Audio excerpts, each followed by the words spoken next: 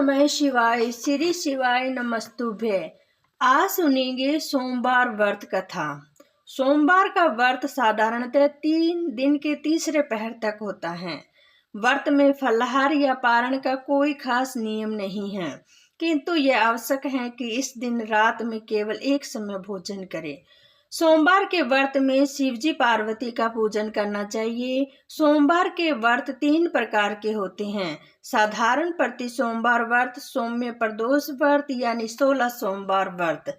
इन तीनों व्रतों की अलग अलग विधि एक जैसी होती है। शिव पूजन के पश्चात कथा सुननी चाहिए। प्रदोष व्रत, 16 सोमवार व्रत, प्रति सोमवार व्रत, इन तीनों व्रतों की कथाएं अलग अलग होती हैं, जो हम आपको इस वीडियो में सुनाएंगे। अगर यह वीडियो आपको अच्छी लगे तो आखिरी तक कृपया करके जरूर सुनिएगा। तो शुरू करते हैं। एक बहुत धनवान साहूकार था, जिसके घर धन आदि की किसी प्रकार की कोई कमी नहीं थी, परंतु उसको एक दुख था कि उसका कोई पुत्र नहीं था। वह इसी चिंता में रात दिन रहता था। वह पुत्र की कामना के लिए प्रति सोमवार को शिवजी को व्रत या पूजन किया करता था तथा सायंकाल को शिव मंदिर में जाकर शिवजी के श्री विग्रह के सामने दीपक जलाया करता था। उसके इस भक्ति भाव को देखकर एक समय श्री पार्वती जी ने शिवजी महाराज से कहा कि हे महाराज, यह साहूकार आपका अन्य भक्त है, सदैव आपका व्रत और पूजन बड़ी श्रद्धा से करता है, इसकी मनोकामना पूर्ण कीजिए। शिवजी ने कहा, हे पार्वती, यह संसार कर्म क्षेत्र है, जिसे किसान खेत में जैसा बीज बोता है वैसा ही फल काटता है। उसी तरह इस संसार में प्राणी जैसा कर्म करता है वैसा ही फल भोगते हैं।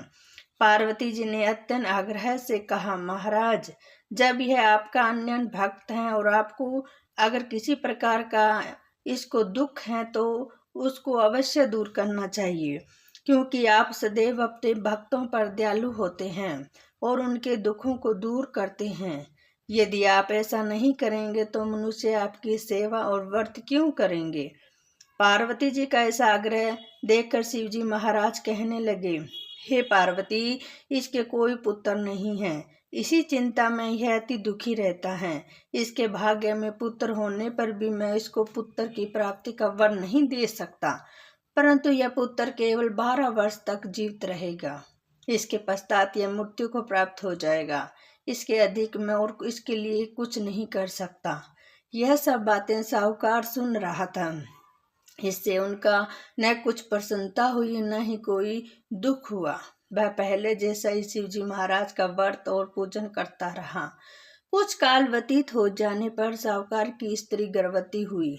उसने 10वें महीने में उसके गर्भ में अति सुंदर पुत्र की प्राप्ति हुई। साहूकार के घर में बहुत खुशियां मनाई गई, परंतु साहूकार ने उनकी केवल 12 वर्ष की आयु जानकर कोई अधिक प्रसन्नता प्रकट नहीं की और न ही किसी को भेद ही बताया। जब वह बालक 11 वर्ष का हो गया तो उस बालक की माता ने उसके पिता से विवाह आदि करने के लिए कहा। वह साहूकार कहने लगा कि अभी इसका विवाह नहीं करूंगा, अपने पुत्र को काशी जी पढ़ने के लिए भेजूंगा। फिर साहूकार ने अपने साले और बालक को मामा को बुलाकर उसको बहुत सा धन देकर कहा, तुम इस बालक को काशी जी पढ़ने के लिए ले जाओ और रास्ते में जिस स्थान पर भी जाओ यज्ञ करते हुए ब्राह्मणों को भोजन कराते हुए जाना। वह मामा भांजे यज्ञ करते ब्राह्मणों को भोजन कराते जा रहे थे। रास्ते में उनको एक शहर पड़ा। वह शहर में राजा की कन्या का विवाह था और दूसरे राजा का लड़का जो विवाह कराने के लिए बारात लेकर आया था वह एक आंख से काना था। उसके पिता को इस बात की बड़ी चिंता थी कि कहीं वर को देखकर कन्या के माता पिता विवाह में किसी प्रकार की अड़चन पैदा ना कर दे। इस कारण जब उसे अति सुंदर सेठ के लड़के को देखा तो उसके मन में विचार किया, क्यों ना दरवाजे के समय इस लड़के के वर को काम चलाया जाए। ऐसा विचार करके वर के पिता ने उस लड़के और मामे से बात की तो राजी हो गई। फिर उस लड़के के वर के कपड़े पहनाकर तथा घोड़ी पर चढ़ाकर दरवाजे तक ले गए और सब कार्य प्रसन्नता से पूर्ण हो गया। फिर वर के पिता ने सोचा कि यदि विवाह कार्य भी इसी लड़के से करा लिया जाए तो क्या बुराई है।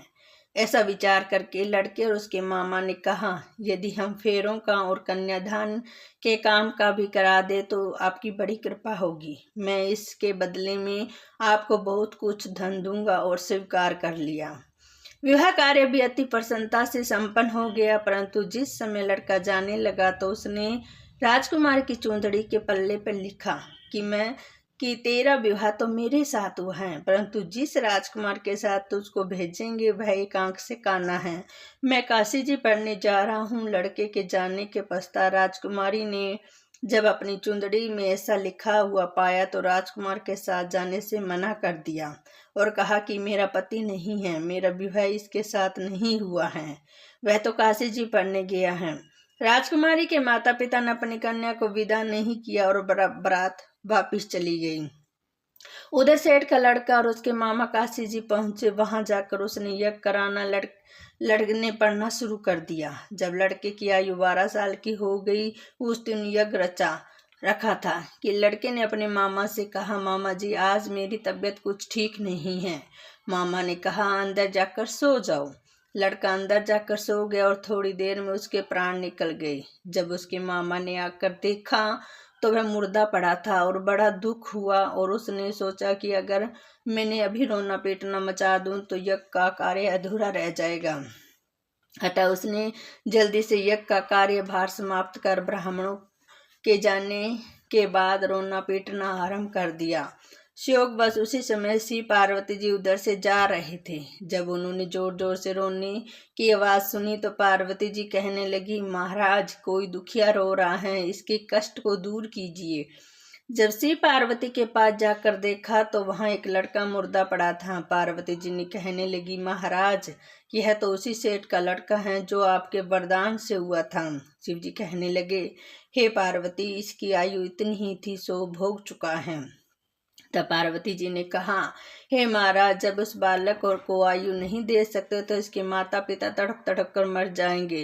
पार्वती जी के बार बार आग्रह करने पर शिव जी ने उनको जीवन वरदान दिया और शिव जी महाराज की कृपा से लड़का जीवित हो गया और श्री पार्वती कैलाश को चले गए। वह लड़का और मामा उसी प्रकार यज्ञ करते तथा ब्राह्मणों को भोजन कराते अपने घर की ओर चल पड़े। रास्ते में उसी शहर में जहां उसका विवाह हुआ था वहां जाकर उन्हें यज्ञ आरंभ कर दिया तो उस लड़के के ससुर ने उसको पहचान लिया और अपने महल में ले जाकर उसकी बड़ी खातिरदारी की। साथ ही बहुत दास दासियों सहित आदर पूर्वक लड़की और जमाई को विदा किया। जब अपने शहर के निकट आए तो मामा ने कहा, मैं पहले जाकर खबर कराता हूँ। जब वह लड़के का मामा घर पहुंचा तो लड़के के माता पिता घर की छत पर बैठे थे और प्रण कर रखा था कि यदि उसका पुत्र सकुशल लौट आया तो वह राजी राजी नीचे खुशी से आ जाएंगे, नहीं तो छत में गिरकर अपने प्राण दे देंगे। इतने में उस लड़के के मामा ने आकर समाचार दिया कि आपका पुत्र आ गए हैं और अपने विश्वास नहीं हुआ। उसके मामा ने शपथ पूर्वक कहा कि आपका पुत्र अपनी स्त्री के साथ बहुत सारा धन लेकर आया है। तो सेठ ने आनंद के साथ उनका स्वागत किया और बड़ी प्रसन्नता के साथ रहने लगे। इसी प्रकार जो भी कोई भी सोमवार के व्रत को धारण करता है अथवा कथा को पढ़ता या सुनता है उसकी समस्त मनोकामना पूर्ण होती है। ओम नमः शिवाय। जय भोलेनाथ। हर हर महादेव, हर हर महादेव, हर हर महादेव। आज सुनेंगे 16 सोमवार की व्रत कथा। मृत्युलोक में विवाह करने की इच्छा करके एक समय श्री भूतनाथ महादेव जी माता पार्वती के साथ पधारे। वहां पे भ्रमण करते करते विदर्भ देवगर्त अमरावती नाम की अति सुंदर रमणीय नगरी में पहुंचे। अमरावती नगरी अमरापुरी के सदृश सब प्रकार के सुखों से परिपूर्ण था। उसमें वहां के महाराजा का बनाया हुआ अति रमणीय शिव जी का मंदिर बना था। उसमें भगवान शंकर भगवती पार्वती के साथ निवास करने लगे। एक समय माता पार्वती प्राणपति को प्रसन्न देखकर मनोविनोद की इच्छा से बोली, हे महाराज आप आज तो हम दोनों चौरस खेलेंगे। शिवजी के प्राण प्रिय की बात को मान लिया और चौरस खेलने लगे। उसी समय उसी स्थान पर मंदिर का पुजारी ब्राह्मण मंदिर में पूजा करने को आया। माताजी ने ब्राह्मण से प्रश्न किया कि पुजारी जी बताओ कि इस बाजी में हम दोनों में किसकी जीत होगी। ब्राह्मण बोला। बिना विचारे ही सिंह बोल उठा कि महादेव की जीत होगी। थोड़ी देर में बाजी समाप्त हो गई और माता पार्वती जी की विजय हुई। अब तो माता पार्वती जी ब्राह्मण को झूठ बोलने के अपराध के कारण श्राप देने को उद्यत हुई। तब महादेव जी ने पार्वती जी को बहुत समझाया, परंतु उन्होंने ब्राह्मण को कोढ़ी होने का श्राप दे दिया। कुछ समय बाद पार्वती के श्रापवश पुजारी के शरीर में कोढ़ पैदा हो गया। इस प्रकार पुजारी अनेक प्रकार से दुखी रहने लगा। इस तरह के कष्ट भोगते हुए जब वह बहुत दिन हो गए तो देवलोक की अप्सराएं शिवजी की पूजा करने उसी मंदिर में पधारी, जहां पुजारी के कष्ट को देखकर बड़े दया भाव से उससे रोगी होने का कारण पूछने लगी। पुजारी ने निसंकोच सब बातें उससे कह दी। वे अप्सराएं बोली, हे पुजारी, अब तुम अधिक दुखी मत होना। भगवान शिव जी तुम्हारे कष्ट को दूर कर देंगे और तुम सब बातों में सेठ 16 सोमवार का व्रत भक्ति भाव से करो। तब पुजारी अप्सरों से हाथ जोड़कर निम्र भाव से 16 सोमवार व्रत करने की विधि पूछने लगा। अप्सराएं बोली कि जिस दिन सोमवार हो उस दिन भक्ति के साथ व्रत करें। स्वस्थ वस्त्र पहने, आधा सेर गेहूं का आटा ले, इसके 3 अंग बनाए, घी, गुड़, दीप, नैवेद्य, मूंगफली, बेलपत्र, जनेऊ का जोड़ा, चंदन, अक्षत, पुष्प आदि के द्वारा प्रदोष काल में भगवान शंकर का विधि से पूजन करें। तत्पश्चात अंगाओं में से एक शिवजी को अर्पण कर दे, दूसरा बाकी 2 को शिवजी का प्रसाद समझकर उपस्थित जनों में बांट दे और आप भी प्रसाद पावे। इस विधि से 16 सोमवार व्रत करें। तत्पश्चात 17वें सोमवार के दिन पाव सेर पवित्र गेहूं के आटे की बाटी बनाएं तथा अनुसार घी और गुड़ मिलाकर चूरमा बनाएं और शिवजी को भोग लगाकर उपस्थित भक्तों में बांटें। पीछे आप सकुटुंब प्रसादी ले और भगवान शिव जी की कृपा से उनके मनोरंजन पूर्ण हो जाते हैं। ऐसा कहकर अप्सराएं स्वर्ग को चली गई। शिव जी से यथावती 16 सोमवार व्रत किया तथा भगवान शिव की कृपा से रोग मुक्त होकर आनंद से रहने लगा। कुछ दिन बाद जब शिव जी और पार्वती उसी मंदिर में पधारे तब ब्राह्मण को निरोग देखकर पार्वती ने ब्राह्मण से रोग मुक्त होने का कारण पूछा तो ब्राह्मण ने 16 सोमवार की व्रत कथा सुनाई। तब तो पार्वती जी अति प्रसन्न होकर ब्राह्मण से व्रत की विधि पूछकर व्रत करने को तैयार हुई।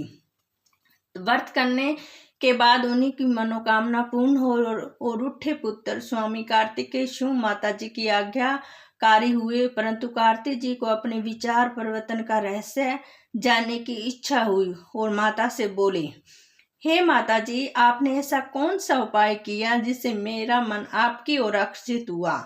तब पार्वती जी ने वही 16 सोमवार व्रत कथा उनको सुनाई।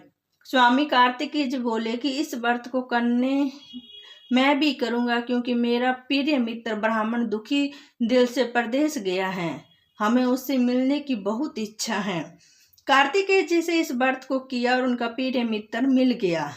मित्र ने इस आकस्मिक मिलन का भेद कार्तिकेय से पूछा तो वे बोले, हे मित्र, हमने तुम्हारे मिलने की इच्छा करके 16 सोमवार का व्रत किया था। अब तो ब्राह्मण मित्र को भी अपने विवाह की बड़ी इच्छा हुई। कार्तिकेय से व्रत की विधि पूछी और यथा विधि व्रत किया। व्रत के प्रभाव से जब वह किसी कार्यवश विदेश गया तो वहां के राजा की लड़की का स्वयंवर था। राजा ने प्रण किया था कि जिस राजकुमार के गले में सब प्रकार सिंगारित हथनी माला डाल देगी, मैं उसी के साथ अपनी प्यारी पुत्री का विवाह कर दूंगा। शिवजी की कृपा से ब्राह्मण भी स्वयंवर देखने की इच्छा से राजसभा में एक ओर बैठ गया। नियत समय पर हथनी आई और उसने जयमाला उस ब्राह्मण के गले में डाल दी। राजा की प्रतिज्ञा के अनुसार बड़ी धूमधाम के साथ कन्या का विवाह उस ब्राह्मण के साथ कर दिया और ब्राह्मण को बहुत सा धन और सामान देकर संतुष्ट किया। ब्राह्मण सुंदर राजकन्या पाकर सुख से जीवन व्यतीत करने लगा। एक दिन राजकन्या ने अपने पति से प्रश्न किया कि हे प्राणनाथ, आपने ऐसा कौन सा भारी पुण्य किए हैं जिसके प्रभाव से हथनी ने सब राजकुमार को छोड़कर आपको वरण किया। ब्राह्मण बोला, हे प्राण प्रिय, मैंने अपने मित्र कार्तिकेय के कथा अनुसार 16 सोमवार का व्रत किया था, जिसके प्रभाव से मुझे तुम जैसी स्वरूपवान लक्ष्मी की प्राप्ति हुई है। व्रत की महिमा को सुनकर राजकन्या को बड़ा आश्चर्य हुआ और वह भी अपने पुत्र की कामना को व्रत करने लगी। शिवजी की दया से उसके गर्भ में एक अति सुंदर, सुशील, धर्मात्मा और विद्वान पुत्र उत्पन्न हुआ। माता पिता दोनों उस देव पुत्र को पाकर अति प्रसन्न हुए और उनका लालन पालन बड़ी प्रकार से करने लगे। जब पुत्र समझदार हुआ तो एक दिन अपनी माता से प्रश्न किया कि माँ, तूने कौन सा तप किया था जो मेरे जैसा पुत्र तेरे गर्भ में उत्पन्न हुआ। माता ने पुत्र को प्रबल मनोरथ जानकर अपने किए हुए 16 सोमवार व्रत की विधि सहित पुत्र के सम्मुख प्रकट किया। पुत्र ने ऐसे सरल व्रत को सब तरह के मनोरथ पूर्ण करने वाला सुना तो वह भी इस व्रत को राज्याधिकारी पाने की इच्छा से हर सोमवार को यथाविधिक व्रत करने लगा। उसी समय एक देश के वृद्ध राजाओं के दूतों ने आकर उसको एक राजकन्या के लिए वरण किया। राजा ने अपनी पुत्री का विवाह ऐसे सर्वगुण संपन्न ब्राह्मण युग के साथ करके बड़ा सुख प्राप्त किया। वृद्ध राजा के देवगत हो जाने पर ब्राह्मण बालक गद्दी पर बिठाया गया, क्योंकि देवगत भूप के कोई पुत्र नहीं था। राज्य का अधिकारी होकर भी ब्राह्मण पुत्र अपने 16 सोमवार व्रत करता रहा। जब 17वां सोमवार आया तो विप्रिय पुत्र ने अपनी प्रियतमा से यह पूजन सामग्री लेकर शिवालय में चलने के लिए कहा, परंतु प्रियतमा ने उनकी आज्ञा की परवाह नहीं की। दास दासियों द्वारा सब सामग्रियां शिवालय भिजवा दी और आप नहीं गई। जब राजा ने शिवजी का पूजन समाप्त किया तब एक आकाशवाणी राजा के प्रति हुई। राजा ने सुना कि हे राजा, अपनी इस रानी को राजमहल से निकाल दे, नहीं तो तेरा सर्वनाश कर देगी। वाणी को सुनकर राजा के आश्चर्य का ठिकाना नहीं रहा और तत्काल ही मंत्र ग्रहण से आकर अपने सभासदों को बुलाकर पूछने लगा कि हे मंत्रियों, मुझे आज शिवजी की वाणी हुई है कि राजा तू अपनी इस रानी को निकाल दे, नहीं तो तेरा सर्वनाश कर देगी। मंत्री आदि बड़े विस्मय और दुख में डूब गए, क्योंकि जिस कन्या के साथ राज्य मिला था राजा उसी को निकालने का जाल रचता है, यह कैसे हो सकेगा। अंत में राजा ने उसे वहां से निकाल दिया। रानी दुखी हृदय को भाग्य को कोसती हुई नगर के बाहर गई। बिना पद त्राण, फटे वस्त्र पहने, भूख से दुखी होकर धीरे धीरे चलकर एक नगर में पहुंची। वहां एक बुढ़िया सूत काट कर बेचने को जाती थी। रानी की करुण दशा देखकर बोली, चल तू मेरा सूत बिकवा दे, मैं वृद्ध हूँ, भाव नहीं जानती हूँ। ऐसी बात बुढ़िया की सुनी रानी ने बुढ़िया के सर से सूत की गंठड़ी उतार कर अपने सर पर रख ली। थोड़ी देर बाद आंधी आई और बुढ़िया का सूत पोटली के सहित उड़ गया।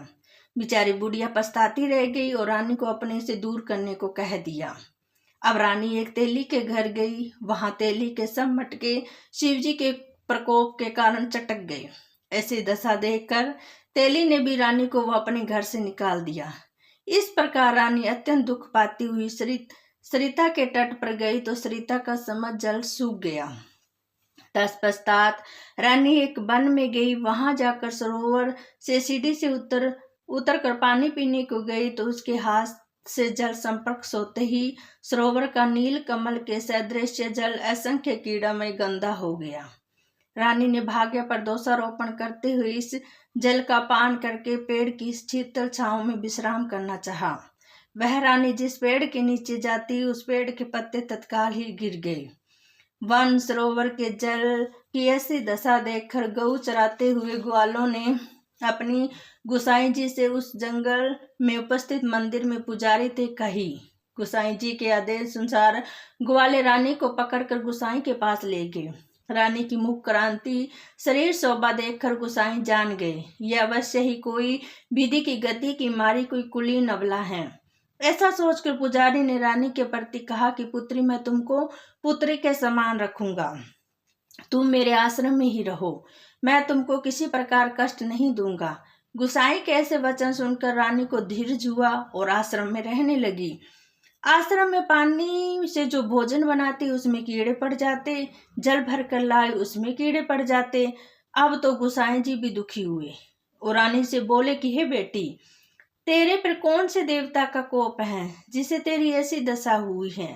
पुजारी की बात सुनकर रानी ने शिवजी की पूजा करने न जाने की कथा सुनाई। तो पुजारी शिवजी महाराज की अनेक प्रकार से स्तुति करते हुए रानी के प्रति बोले कि पुत्री, तुम सब मनोरथ के पूर्ण करने वाले 16 सोमवार व्रत करो, जिसके प्रभाव से तेरे सारे कष्ट से मुक्ति हो जाएगी। गुसाई की बात सुनकर रानी ने 16 सोमवार का व्रत विधिवत संपन्न किया और 17वें सोमवार को पूजन के प्रभाव से राजा के हृदय में विचार उत्पन्न हुआ कि रानी को गए बहुत समय व्यतीत हो गया है, न जाने कहाँ कहाँ भटकती होगी, ढूंढना चाहिए। अब रानी की सोच में तलाश कर चारों दिशाओं में दूत भेजे। वे तलाश करते हुए पुजारी के आश्रम में रानी को पाकर पुजारी से रानी को मांगने लगे, परंतु पुजारी ने उससे मना कर दिया। तो दूत चुपचाप लौटे और आकर महाराज के सम्मुख रानी का पता बतलाने लगे। रानी का पता पाकर राजा शुंभ पुजारी के आश्रम में गए और पुजारी से प्रार्थना करने लगे कि हे महाराज, जो देवी आपके आश्रम में रहती हैं वह मेरी पत्नी है। शिवजी के कोप से मैंने इसको त्याग दिया था। अब इस पर शिवजी का प्रकोप शांत हो गया है, इसलिए मैं उसे लिवाने आया हूँ। आप मेरे साथ चलने की आज्ञा दे दीजिए। गुसाई जी ने राजा के वचन को सत्य समझकर रानी को राजा के साथ जाने की आज्ञा दे दी। गुसाई की आज्ञा पाकर रानी प्रसन्न होकर राजा के महल में आई। नगर में अनेक प्रकार के बाजे बजने लगे। नगर निवासियों के नगर के दरवाजे पर तोरण बंदरगाहों से विधिवत से नगर सजाया गया। घर घर में मंगलगान होने लगे। पंडितों ने विधिवत वेद मंत्रों का उच्चारण करके अपनी महारानी का आह्वान किया। इस प्रकार रानीपुर ने अपनी राजधानी में प्रवेश किया। महाराजा ने अनेक प्रकार के ब्राह्मणों को दान आदि देकर संतुष्ट किया। याचकों को धन दान दिया। नगरी में स्थान स्थान पर सदा व्रत खुलवाए, जहाँ भूखों को अन्न को मिलता था। तो इस प्रकार से राजा शिवजी की कृपा का पात्र होकर राजधानी में रानी के साथ अनेक तरह के सुखों का भोग करते हुए 16 सोमवार व्रत करने लगे। विधिवत शिव पूजन करते हुए लोक से अनेक सुखों को भोगने के पश्चात शिवपुरी को पधारे। ऐसे ही जो मनुष्य मनसा वाचा कर्माणा द्वारा भक्ति सहित सोमवार का व्रत पूजन इत्यादि विधिवत करता है, वह इस लोक में समस्त सुखों को भोग कर अंत में शिवजी की प्राप्ति होती है और वह व्रत सब मनोरथ को पूर्ण करने वाला है। सब बोलो हर हर महादेव, हर हर महादेव, हर हर महादेव। ओम नमः शिवाय। श्री पार्वती नमः नमः।